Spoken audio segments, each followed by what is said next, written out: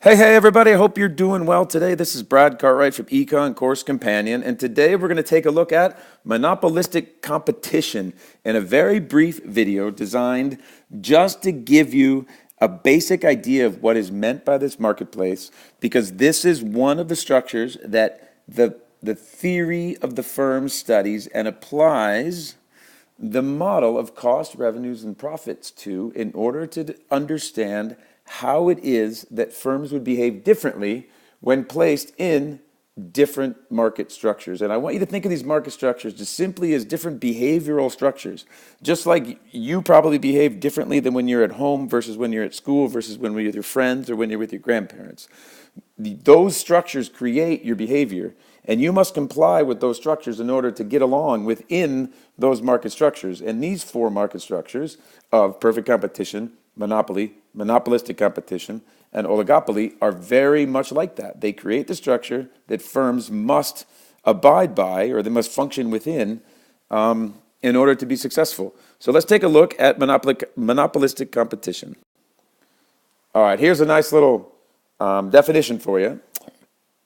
Monopolistic competition is one of the four market structures we study in IB economics with the following characteristics.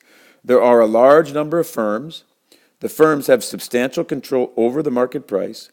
There is product differentiation, and there are no barriers to entry. And the examples down here, and I'm going to give you one that I think is a little bit, a nice little example that'll help you understand this. The shoe companies, clothing companies, detergent companies, computers, publishing companies, furniture, and most of all, the restaurant industry. And just imagine yourself if you were moving into a rural part of the United States, in the central part of the United States, where there's not a lot of influence of food stores, or restaurants rather, from outside of the geographic area that's there. And one of the places that's very far away from the central part of the United States is Japan.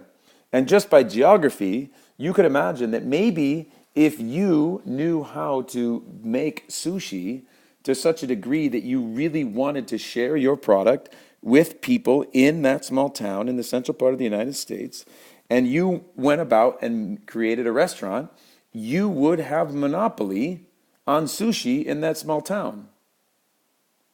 So that's a monopoly. But are you really competing in the sushi market? No. You're competing in the dining market, the going out to dinner market, right? So even though you have product differentiation and you have substantial control over the market price, the thing is, since there are a large number of firms and the market you're operating in is not sushi, but rather the restaurant industry, you are entering into a highly competitive market structure. And therefore, if you want people to come to your sushi restaurant, you must price your rolls of sushi relative to the same price as like a really nice plate of pasta at a nice Italian restaurant, or a nice steak at a nice steakhouse, or maybe a nice burrito at a Mexican place, right? So monopolistic competition means that you have a monopoly on the product maybe that you're selling to some extent, but you're competing in a highly competitive market. And maybe another good example is like shoe companies. And I'm from Cleveland, Ohio, and guess what? LeBron James is from Cleveland, Ohio. And what did Nike do when he came out of high school when he was 19 years old? They signed him to a 10-year, $90 million contract. Why?